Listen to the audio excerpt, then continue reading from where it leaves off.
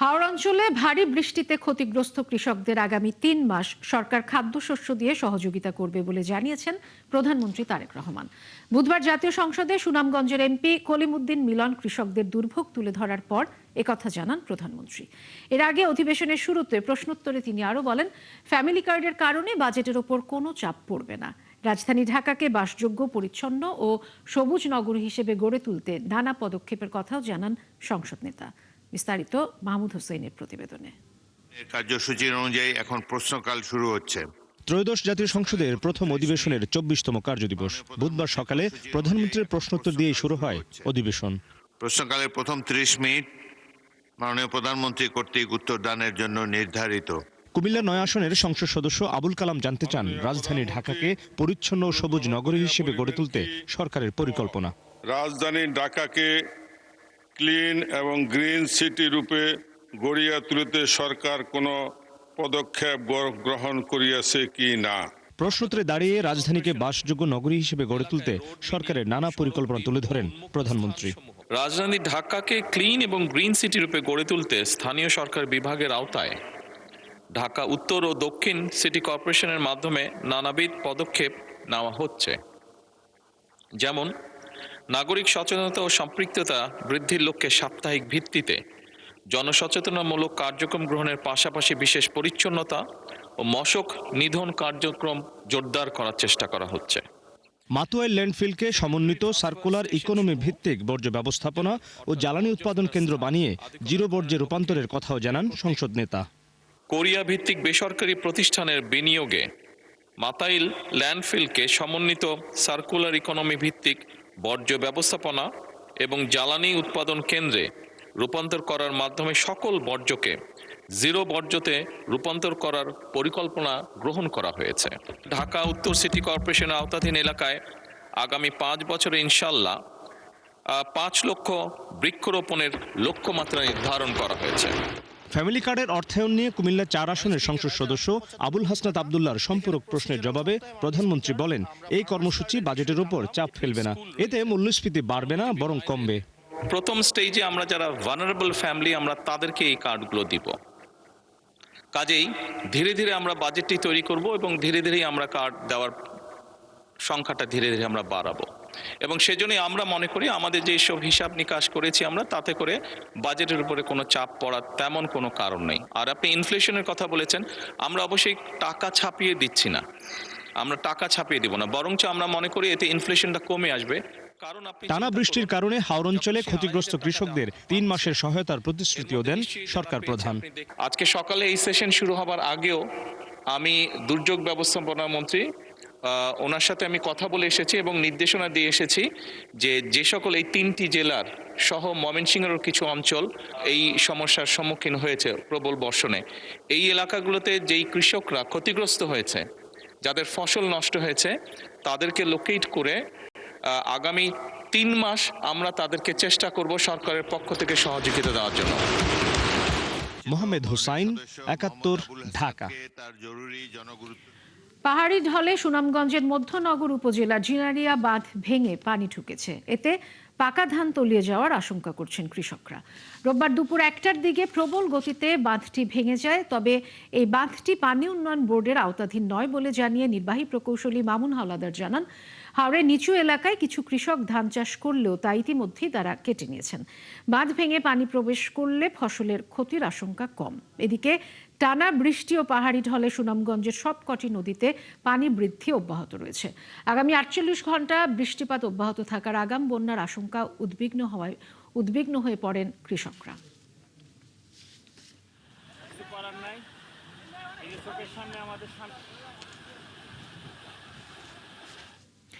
এদিকে ভারী বৃষ্টিতে দেশের বিভিন্ন জেলায় পাকা ধান ডুবে যাওয়ায় দুশ্চিন্তায় পড়েছেন কৃষকরা। মৌলভীবাজার, সুনামগঞ্জ, কিশোরগঞ্জ ও নেত্রকোনায় তৈরি হয়েছে বন্যা পরিস্থিতি। কয়েক জেলায় বেড়েছে নদ নদীর পানি। সহকর্মীদের তথ্য ও ছবিতে প্রতিবেদন। মৌলভীবাজারে মনু নদীর পানি শহরের চাঁদনীঘাট পয়েন্টে বিপদসীমার মাত্র ১০৪ সেন্টিমিটার নিচ দিয়ে বইছে।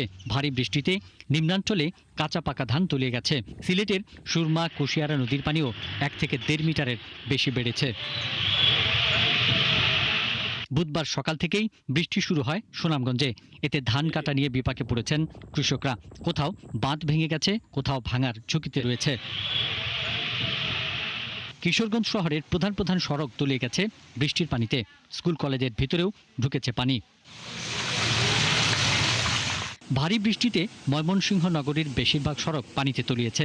জলাবদ্ধতা তৈরি হয় চরম ভোগান্তির শিকার হয়েছে নগরবাসী। নেত্রকোনার ভোগায়, কংস, সোমেশ্বরী নদীর পানি বেড়েছে। জারিয়া জাঞ্জাল পয়েন্টে সোমেশ্বরীর পানি বিপদসীমার খুব কাছ দিয়ে প্রবাহিত হচ্ছে। পটুয়াখালীর কলাপাড়ায় বৃষ্টি ও ঝড়ো বাতাস বইছে। পটুয়াখালীর রাঙ্গাবালির সদর ইউনিয়নের গাঙ্গিপাড়া ক্লুইস বাজার এলাকায় শিলাবৃষ্টি হয়েছে। পিন্টু হাজং, ৭১। ভোজ্য তেলের দাম লিটারে ৪ টাকা বাড়ালো সরকার। নতুন দাম অনুযায়ী আজ থেকে বোতলজাত সয়াবিন প্রতি লিটার ১৯৯ টাকা আর খোলা সয়াবিন ১৮০ টাকা দরে কিনতে হবে ভোক্তাদের। দুপুরে সচিবালয়ের নিজ দপ্তরে সংবাদ সম্মেলনে বাণিজ্যমন্ত্রী এই ঘোষণা দেন। এ সময় ব্যবসায়ী প্রতিনিধিরা নতুন দাম মেনে নিলেও ঈদের পর আবারও সমন্বয়ের দাবি জানান। শারমিনীরা রিপোর্ট। ভোজ্য বা খাবারের তেল নিয়ে আলোচনা শুরুটা রমজান থেকেই। অবশেষে সেই তেলের নতুন দাম ঠিক করল সরকার। বোতলজাত সয়াবিন তেল লিটারে ৪ টাকা বাড়িয়ে ১৯৫ থেকে ১৯৯, আর খোলা সয়াবিন তেলের দামও ৪ টাকা বাড়িয়ে ১৮০ টাকা নির্ধারণ করা হয়েছে। ভোজ্য তেলের দাম সমন্বয় নিয়ে বুধবার সচিবালয়ে ব্যবসায়ীদের সঙ্গে বৈঠক শেষে সংবাদ সম্মেলনে এই ঘোষণা দেন বাণিজ্যমন্ত্রী। তিনি জানান, উৎসে বা আন্তর্জাতিক বাজারে দাম বাড়ায় এটি সমন্বয় করা হয়েছে। তারা যে পরিমাণ অনুরোধ করেছেন সেই অনুরোধটি পুরোপুরি রাখা আমাদের পক্ষে সম্ভব হয়নি। আমরা কিছু ঊর্ধ্বমূল্য সমন্বয় সিদ্ধান্ত নিয়েছি। আমরা আশা করি আমাদের যারা ভোক্তা আছেন বৈশ্বিক পরিস্থিতির বিষয়টা বিবেচনায় নিয়ে তারা জিনিসটি বিবেচনা করবেন। পূর্ব নির্ধারিত বোতলজাত সয়াবিন তেলের মূল্য ছিল ১৯৫ টাকা লিটার, সেটি এখন থেকে হবে ১৯৯ টাকা। আর একইভাবে লুজ সয়াবিনের সাথেও সমপরিমাণ যোগ হবে। এই সময় ব্যবসায়ী প্রতিনিধিদের পক্ষে মেঘনা গ্রুপ অফ ইন্ডাস্ট্রিজের চেয়ারম্যান মোস্তফা কামাল বলেন, যে দামে বিক্রি হচ্ছে তাতে ব্যবসায়ীরা ক্ষতিগ্রস্ত হচ্ছেন। কুরবানির ঈদের পর আবার দাম সমন্বয়ের আহ্বান জানান। যেটা হয়েছে অত্যন্ত মিনিমাম, কিন্তু আমাদের এটা অ্যাডজাস্টমেন্টটা পুরোপুরি হয় নাই। তারপরেও মাননীয় মন্ত্রী যেখানে বলছে আমরা সেই জিনিসটাই মেনে নিচ্ছি। সরকার বলা আমাদের জন্য এটা হুকুম, আমরা এই পর্যন্ত ঈদ পর্যন্ত আমরা চালিয়ে নেব ইনশাল্লাহ। এখন এই ব্যাপারে আর আমাদের বলার কিছু নাই। ইনশাল্লাহ ঈদের পরে সরকার নিশ্চয়ই এই জিনিসটা ভেবে দেখবেন এবং এই মূল্য সমন্বয়টা, কারণ আজকাল পৃথিবী সব ওপেন, আমরা দেখতে পাচ্ছি কোথায় কী দাম, তাতে ডিউটি যোগ হবে, আপনার ভ্যালুয়েশন কী হচ্ছে, প্রসেস লস কী হচ্ছে, এটি সব কিছু অত্যন্ত খোলাখুলি, এখানে কোনো কিছু হাইডেন্স করার কিছু নাই। এ সময় সাংবাদিকদের প্রশ্নের জবাবে বাণিজ্যমন্ত্রী দাবি করেন, আন্তর্জাতিক বাজারে দাম কমলে আবারও দাম সমন্বয় করা হবে। সেই সাথে বাজারে সরকারের নজরদারি অব্যাহত থাকবে বলেও জানান তিনি। লুজ তেলের ক্ষেত্রে নির্ধারিত দামে বিক্রি হচ্ছে কিনা, এখন যেহেতু মূল্য সমন্বয় হয়েছে আমরা নজরদারি আরও বৃদ্ধি করব, স্থানীয় প্রশাসন করবে, ভোক্তা অধিকার করবে এবং এটির কোনো ব্যত্যয় আমরা সহ্য করব না। শারমিনীরা, ৭১, ঢাকা। আর্থিক সংকটের মধ্যেও বড় বাজেট দিতে চান অর্থমন্ত্রী আমির খসরু মাহমুদ চৌধুরী। পরামর্শক সভায় তিনি বলেন, অর্থনীতিকে টেনে তুলতে এর বিকল্প নেই। তিনি আরো বলেন, সদিচ্ছা সত্ত্বেও ব্যবসায়ীদের কর সুবিধা দিতে পারবে না সরকার, তবে খরচ কমাতে দূর করা হবে সমস্ত প্রতিবন্ধকতা। রুহুল আমিনের রিপোর্ট। বাজেটের আগে ব্যবসায়ী সহ সব পক্ষের সঙ্গে খোলামেলা মতবিনিময়ে যৌথভাবে এই আয়োজন করে এফবিসিসিআই ও এনবিআর। প্রধান অতিথি হিসেবে নানা প্রতিবন্ধকতা ও চ্যালেঞ্জের কথা শোনেন অর্থমন্ত্রী। জানান, বর্তমান সংকট থেকে অর্থনীতিকে টেনে তুলতে বিকল্প নেই বড় বাজেটের, ফলে তা ছাড়াতে পারে ৯.৫ লাখ কোটি টাকা। বলেন, চলমান বাস্তবতায় কঠিন হবে কর ছাড় সুবিধা অব্যাহত রাখা। আপনি যদি অর্থনীতিতে গ্রোথ সৃষ্টি করতে না পারেন,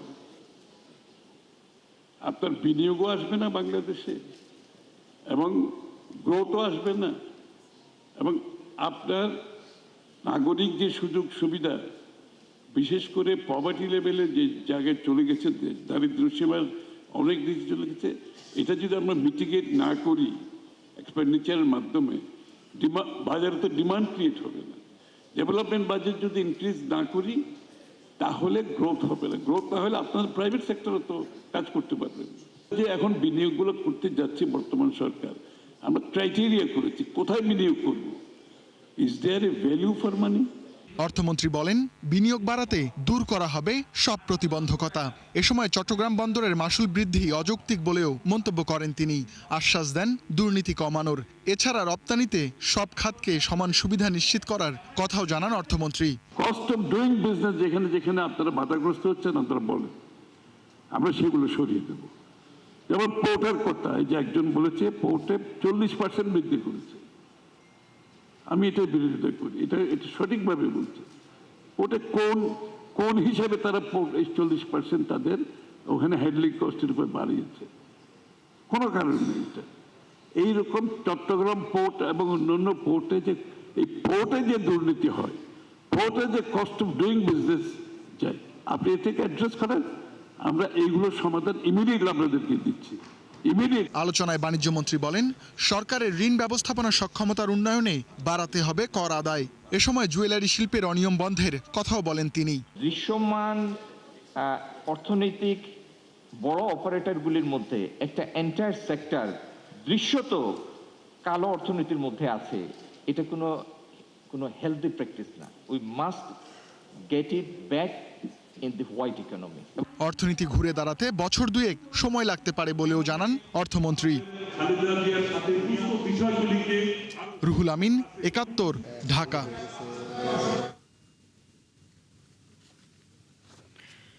আধিপত্য নিয়ে দ্বন্দ্বে খুন হয়েছেন শীর্ষ সন্ত্রাসী নাইম আহমেদ টিটন। কোরবানির পশুর হাটের ইজারাকে কেন্দ্র করে এই হত্যা কিনা তা খতিয়ে দেখা হচ্ছে। এদিকে কামরাঙ্গীরচর ও কেরানীগঞ্জে আলাদা অভিযান চালিয়ে আগ্নেয়াস্ত্র, গুলি ও ড্রোন সহ নিষিদ্ধ উগ্রবাদী সংগঠনের 4 সক্রিয় সদস্যকে গ্রেপ্তার করেছে ঢাকা মহানগর গোয়েন্দা পুলিশ। বিস্তারিত জানাচ্ছেন নাদিয়া শারমিন। রাজধানীর নিউ মার্কেট এলাকায় দুর্বৃত্তদের গুলিতে শীর্ষ সন্ত্রাসী নাইম আহমেদ টিটন নিহতের ঘটনায় বুধবার অজ্ঞাতদের আসামি করে থানায় মামলা হয়েছে। এতে উল্লেখ করা হয়েছে, বসিলায় কোরবানির পশুর হাটের ইজারা নিয়ে টিটনের সাথে বিরোধ চলছিল শীর্ষ সন্ত্রাসী ইমামুল হাসান হেলাল ওরফে পিচি হেলাল, বাদল ওরফে কিলার বাদল, শাহজাহান রনি ওরফে ড্যাগার রনির সাথে। বুধবার নিউ মার্কেট থানায় মামলাটি করেন টিটনের ভাই সাইদ আক্তার রিপন। 2024 সালে জামিনে মুক্তি পাওয়া টিটন 2001 সালে সরকার ঘোষিত 23 শীর্ষ সন্ত্রাসীর তালিকায় 2 নম্বরে ছিলেন। আরেক শীর্ষ সন্ত্রাসী সানজিদুল ইসলাম ইমনের শ্যালক তিনি। এদিকে দুপুরে ঢাকা মেডিকেল কলেজ মর্গে ময়নাতদন্ত শেষে টিটনের মরদেহ পরিবারের কাছে হস্তান্তর করা হয়েছে। তার শরীরে 7টি গুলির চিহ্নের কথা উল্লেখ করা হয়েছে সুরথাল প্রতিবেদনে। 0 টলারেন্স ঘোষণা করেছে। ঢাকা মহানগর গোয়েন্দা পুলিশ বলছে, এই ঘটনায় বেশ কয়েকজনকে শনাক্ত করা হয়েছে। এলাকার আধিপত্য নিয়ে একটা ঘটনা ঘটছে। আমরা প্রাথমিকভাবে কয়েকজনকে চিহ্নিত করেছি। খুব সহসায় এই হত্যাকাণ্ডের রহস্য উদ্ঘাটন করতে পারবো এবং যারা এর জন্য দায়ী তাদেরকে আমরা আইনের আওতায় নিয়ে আসবো। যে সমস্ত আসামিদের নাম দেওয়া আছে বা নেপথ্যে কারা, এবং এই যেটা আপনি বললেন যে হাট নিয়ে, এটাও তো আসলে একটা আধিপত্য নিয়ে। সামনে কোরবানি, আপনি জানেন যে কোরবানির হাট নিয়ে একটা আধিপত্য বিস্তার নিয়ে আমাদের এখানে বিভিন্ন রকম গ্রুপ করে আবির্ভাব হয়। আমরা এদের ব্যাপারে খুব কঠোর অবস্থান নিয়েছি। কোরবানির হাটকে কেন্দ্র করে আর যাতে কেউ আইন শৃঙ্খলা পরিস্থিতির অবনতি না ঘটাতে পারে সেজন্য ব্যবস্থা নেওয়ার কথাও জানান তিনি। আমরা গোয়েন্দা তথ্য সংগ্রহ করতেছি এবং এই ব্যাপারে যেন আর কোনো কেউ আইন শৃঙ্খলা পরিস্থিতির অবনতি ঘটা বা কোনো আধিপত্য বেআইনিভাবে আধিপত্য বিস্তার না করতে পারে সে ব্যাপারে আমরা সজাগ আছি। সংবাদ সম্মেলনে জানানো হয়, রাজধানীর কামরাঙ্গীরচর ও কেরানীগঞ্জ থেকে উগ্রবাদী সংগঠন আরসার সদস্য অভিযোগে 4 জনকে গ্রেফতার করেছে পুলিশ। তাদের কাছ থেকে আপনার 2টি আগ্নেয়াস্ত্র, 2টি খেলনা আগ্নেয়াস্ত্র, চাপাতি, ইভেন 1.5 কেজির ওপরে বিস্ফোরক দ্রব্য এবং তাদের জ্যাকেট, অন্যান্য ইসলামী বা জিহাদি যে বইগুলো আছে, জিহাদি বই সহ আরও অনেক সরঞ্জাম উদ্ধার করতেছি। কোনো রকম নাটক মঞ্চত্ব করার কোনো নেই। পুলিশের এটা কোনো কাজও না, পুলিশের কাজ না। পুলিশের কাজ যে অপরাধী তাকে আইনের আওতায় নিয়ে আসে। এই ব্যাপারে আমরা সজাগ আছি এবং আমরা বলবো যে আমরা প্রফেশনালি এই কাজটা করে থাকি। তবে তেহরিকি তালেবান বা টিটিপির এদেশে কার্যক্রম এবং দেশের বাহিনীগুলোতে তাদের সদস্যের খোঁজ পাওয়া নিয়ে প্রশ্নের উত্তর দেননি তিনি। আর গুলশানে নিহত ভারতীয় নারী শামীম সেলিম কাশিমকে পিটিএ মারার যে তথ্য ছড়িয়ে পড়েছে তা সঠিক নয় বলেও জানান গোয়েন্দা প্রধান।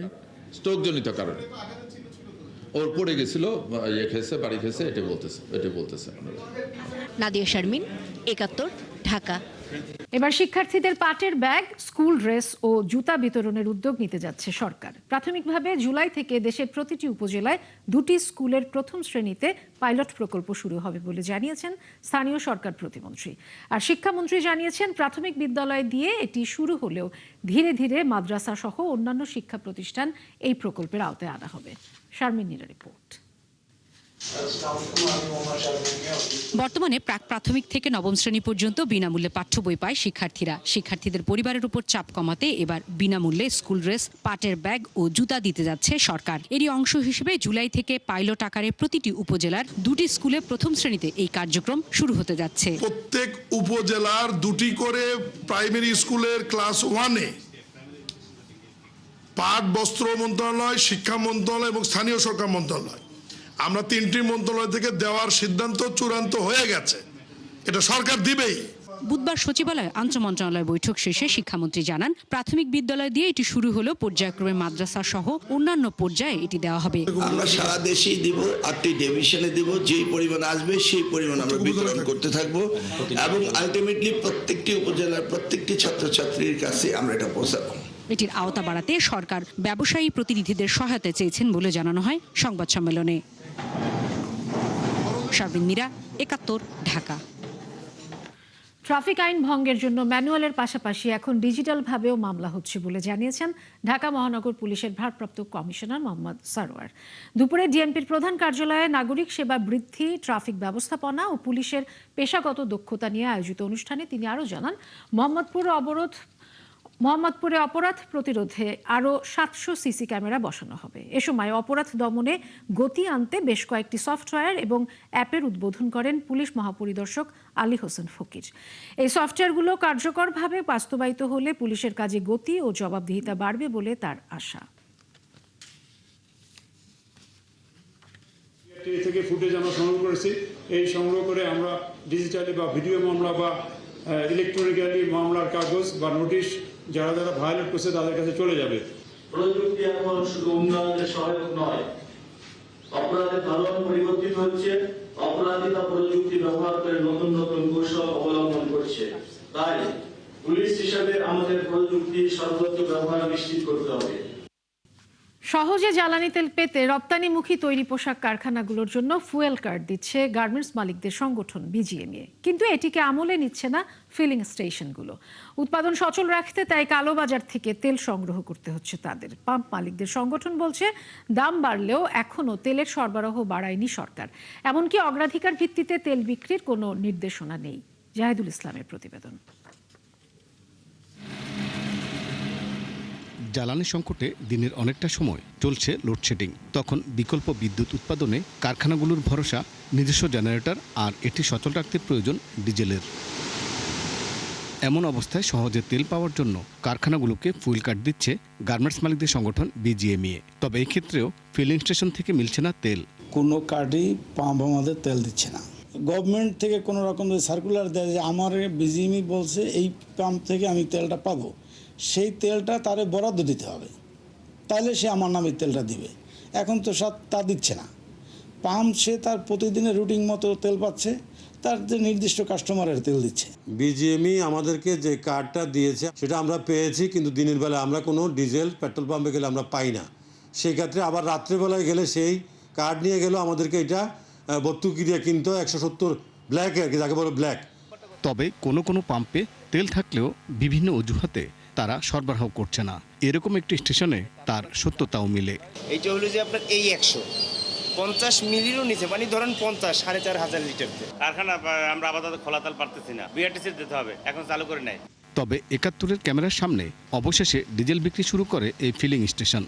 ডিজেল আজকে উত্তোলন করেছে, অবশ্যই দিবে, কোনো গাড়ি আসলে অবশ্যই দিবে। ঠিক আছে, আমিও বলতেছি, ঠিক আছে, আপনিও আসেন। এদিকে ফিলিং স্টেশন মালিকদের সংগঠন জানায়, সরকার তেলের দাম বাড়ালেও বহাল রেখেছে পূর্বের সরবরাহ, যা চাহিদার তুলনায় খুবই কম। কোন পাম্প থেকে কোন ইতে সরবরাহ হবে তেলটা, এই বিষয়গুলোও কিন্তু একদম পরিষ্কার আছে। বাণিজ্য মন্ত্রণালয় থেকে এভাবে না আসায় কোনো পেট্রোল পাম্প টোটালি আমলে নিচ্ছে না। গার্মেন্টস মালিকদের সংগঠন বিজিএমই এর দাবি, সরকারের অনুমতি নিয়ে কারখানাগুলোকে ফুয়েল কার্ড দেওয়া হচ্ছে। যেই পাম্পগুলা তেল দিবে না সেই পাম্পগুলার নাম এবং মোবাইল নাম্বার সহ আমাদের কাছে পাঠানোর জন্য যখনই আমাদেরকে পাঠাচ্ছে, আমরা এগুলোকে আবার বিপিসির সাথে এবং কনসার্ন যেই পদ্মা, মেঘনা, যমুনা যে ডিলারগুলো আছে তাদের সাথে আমরা আলাপ করছি, আলাপ করে আবার ব্যবস্থা করে দেওয়ার চেষ্টা চলছে। সারা দেশে সচল ফিলিং স্টেশন আছে 2198টি। এগুলোতে জ্বালানি সরবরাহ করে সরকারি 3 প্রতিষ্ঠান পদ্মা, মেঘনা এবং যমুনা। জাহিদুল ইসলাম, 71, ঢাকা। সরকারের বিদ্যমান ব্যবস্থার কারণে চুরি করতে বাধ্য হন ব্যবসায়ীরা। এনবিআর ও বিসিসিআই আয়োজিত পরামর্শক সভায় এমন অভিযোগ করা হয়। বলেন, কর কাঠামো থেকে শুরু করে ব্যবস্থাপনা সবখানেই ব্যবসায়ীরা জিম্মি। অনুষ্ঠান শুরুর মাঝপথে অর্থমন্ত্রী অনুষ্ঠান ত্যাগ করার খবরে উত্তপ্ত হয়ে ওঠে পরিবেশ। সে সময় বাজেট ঘিরে নানা দাবি দেওয়া তুলে ধরেন তারা। আরো জানাচ্ছেন মইনুল হাসান। গুরুত্বপূর্ণ বাজেটের আগে সবচেয়ে গুরুত্বপূর্ণ এই আয়োজনে হঠাৎই শুরু হয় উত্তেজনা। স্যারদেরকে চলে যেতে হবে, স্যাররা চলে যাওয়ার পরে আমরা আমাদের আলোচনাটা অব্যাহত রাখবো। আপনাকে একটু থামাই প্লিজ, শুনেন। আপনারা যদি এত সময় স্বল্প থাকে আজকে আয়োজন করা দরকার ছিল না। অনুষ্ঠান শেষ না করেই চলে যাবেন অর্থ ও বাণিজ্য মন্ত্রী। এমন খবরেই অস্বস্তিতে ফেটে পড়েন ব্যবসায়ীরা। অভিযোগ করেন, সরকারের কাছে গুরুত্ব পায় না তাদের দাবি দেওয়া। আপনি এতগুলো ব্যবসায়ীকে ডাকছেন, ফর্মালিটি যদি মেনটেন করতে হয়, শুধু ফর্মালিটির জন্য এত কষ্ট করার দরকার নেই। অবিলম্বে এফবিসিতে ইলেকশন দেন, অথবা আমাদের একটা ব্যবসায়ী প্রতিনিধি দেন। আপনি সরকারি আমলা যদি দেন, তাহলে আমলা দিয়ে দেশ চালান। আপনারা কেন এখানে আছেন? বাজেটের আগে এনবিআর বিসিসিআই এর যৌথ আয়োজনে অনুষ্ঠিত হয় এই পরামর্শ সভা, যেখানে নানা প্রতিবন্ধকতার কথা তুলে ধরেন খাত সংশ্লিষ্টরা। বলেন, চলমান ব্যবস্থার দুর্বলতার কারণেই চুরি করতে বাধ্য হন ব্যবসায়ীরা। একটা লেভেল প্লেইং ফিল্ড নাই। আমি যত ভ্যাট দিচ্ছি আমার উপর তত প্রেশার। আমার পাশের দোকানের ভ্যাট লাইসেন্স নাই, ট্যাক্স নাই, কিচ্ছু নাই, কমপ্লায়েন্স নাই, তার উপর কোনো প্রেশার নাই। এ সময় মূল্যস্ফীতি সহ সার্বিক দিক বিবেচনায় করমুক্ত আয়ের সীমা 5 লাখ টাকা ও সর্বোচ্চ কর হার 25% নির্ধারণের দাবি জানায় বিসিসিআই। একই সাথে শুল্ক সংক্রান্ত জটিলতা কমানোর দাবিও জানায় তারা। আর আগামী বাজেট যাতে শাস্তিমূলক না হয়ে ব্যবসা সহায়ক হয় সে দাবি জানায় এমসিসিআই। এনবিআরকে কিন্তু সবাই ভয় পায়। অনেকে কিন্তু প্রশ্ন করে যে কর আমরা কেন দিব? আমরা তো কোনো বেনিফিট পাচ্ছি না। আসলে আমরা যদি সেফটি সিকিউরিটির কথা চিন্তা করি সেখানেও দেখি না। আমরা যদি ইনস্টিটিউশন, এডুকেশন ইনস্টিটিউশন খেয়াল করি সেখানেও কিন্তু সেইভাবে ডেভেলপমেন্ট হচ্ছে না। আমাদের বিনীত নিবেদন, আগামী বাজেট যেন শাস্তিমূলক না হয়ে বরং সহায়তামূলক হয়। জ্বালানির বাড়তি দাম সংকট বাড়াবে বলে আশঙ্কা করে বলা হয়, বাজেটে দরকার সঠিক নীতি সহায়তা। আমলাতান্ত্রিক জটিলতা দূর করে আর্থিক খাতে শৃঙ্খলা ও সুশাসন ফিরিয়ে আনতেও চান কার্যকর উদ্যোগ। 30,000-এর মতো গাড়ির বাজার তৈরি হয়েছিল স্যার, যেটা গত বছরে 10,000-এর নিচে চলে এসছে, এবং টাকার মূল্য পতনের কারণে মানুষ, মধ্যবিত্তরা কিনতে পারছে না। আরেকটা গ্রুপ যারা ওয়েল অফ ছিল তারা দেশ থেকে পালিয়ে গেছে, টাকাটাও তারা লুকিয়ে রেখেছে। আপনারা ছোট ইন্ডাস্ট্রিকে বাঁচান এবং ডাইরেক্ট ট্যাক্সের পরিধিটাকে বাড়ান দয়া করে। এ সময় ব্যবসা বান্ধব পরিবেশ নিশ্চিতে সব ধরনের উদ্যোগ নেওয়ার আশ্বাস দেন অর্থ ও বাণিজ্য মন্ত্রী। ব্যবসার সমাধানগুলো সারা বছর ধরে দিতে হয়। মইনুল হাসান, 71, ঢাকা। বিচ্ছিন্ন সহিংসতার মধ্য দিয়ে শেষ হলো পশ্চিমবঙ্গের বিধানসভার শেষ দফার নির্বাচন। উদয়নারায়ণপুরে আইনশৃঙ্খলা বাহিনীর ধাক্কায় একজনের মৃত্যু হয়েছে। ভবানীপুরের কেন্দ্রে মমতা বন্দ্যোপাধ্যায় এবং শুভেন্দু অধিকারীর উপস্থিতিকে কেন্দ্র করে উত্তেজনা ছড়িয়ে পড়ে। এছাড়া দক্ষিণ 24 পরগনা, নদিয়া, হাওড়ায় ধাওয়া পাল্টা ধাওয়ার খবর পাওয়া গেছে। এদিকে তৃণমূলের নেতাকর্মীদের উপর ভোট কারচুপির অভিযোগ তুলেছে বিজেপি। তবে তৃণমূলের দাবি, নির্বাচনে হারের শঙ্কার মিথ্যা তথ্য ছড়ানো হচ্ছে। বিস্তারিত সৃষ্টি ঘটকের প্রতিবেদনে। ভারতের পশ্চিমবঙ্গ বিধানসভার নির্বাচনের শেষ দফার ভোট গ্রহণ শেষ হলো। এই দফায় রাজ্যের 7টি জেলার মোট 142টি আসনে ভোট নেওয়া হয়েছে। সকাল 7টায় শুরু হওয়া ভোট গ্রহণ চলে সন্ধ্যা 6টা পর্যন্ত। এখন পর্যন্ত গড় ভোটদানের হার দাঁড়িয়েছে প্রায় 90%, যার মধ্যে সর্বোচ্চ ভোট পড়েছে পূর্ব বর্ধমানে। আজকের ভোটে সবার নজর ছিল ভবানীপুর কেন্দ্রে, কারণ প্রধান দুই প্রার্থী তৃণমূল নেত্রী মমতা বন্দ্যোপাধ্যায় ও বিজেপি নেতা শুভেন্দু অধিকারী এই আসনে প্রতিদ্বন্দ্বিতা করছেন। ভবানীপুরের মিত্র ইনস্টিটিউটে ভোট দেন মমতা। এই সময় তৃণমূলের জয় দাবি করেন তিনি। এ সময় তৃণমূলের নেতাকর্মীদের ওপর অত্যাচার করা হয়েছে বলেও অভিযোগ তোলেন মমতা। তবে পাল্টা অভিযোগ তোলেন শুভেন্দু। ভবানীপুরে একাধিকবার তৃণমূলের তোপের মুখে পড়েন বলে জানান তিনি।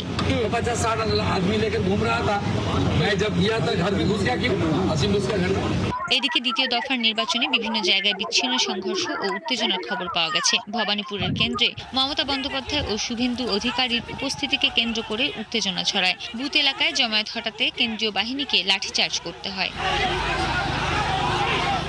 নদিয়ার চাপড়ায় 52 নং বুথে বিজেপি এজেন্ট মোশাররফ মীরকে মারধরের অভিযোগ উঠেছে তৃণমূল সমর্থকদের বিরুদ্ধে। হাওড়ায় ইভিএম গোলযোগকে কেন্দ্র করে বালি এলাকায় ভোটারদের সঙ্গে নিরাপত্তা বাহিনীর ধস্তাধস্তি ও উত্তেজনার খবর পাওয়া গেছে। দক্ষিণ 24 পরগনার বাসন্তীতে বিজেপি প্রার্থীর উপর হামলার অভিযোগ এবং ভাঙড়ে রাজনৈতিক কর্মীদের মধ্যে সংঘর্ষের খবর পাওয়া গেছে। এছাড়া উত্তর 24 পরগনার নোয়াপাড়া বিধানসভার মায়াপল্লীতে ভুয়া ইভিএম রাখার অভিযোগ তুলেছেন বিজেপি নেতা অর্জুন সিং। আমডাঙ্গায় জমায়েত হটাতে পুলিশ তাড়া করেছে বলেও জানা গেছে।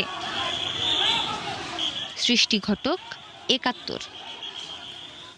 চলছে সংবাদ সংযোগ। সরাসরি সংবাদ অনুষ্ঠান দেখতে চোখ রাখুন ৭১-এর ফেসবুক পেজ এবং সাবস্ক্রাইব করুন ৭১-এর ইউটিউব চ্যানেল।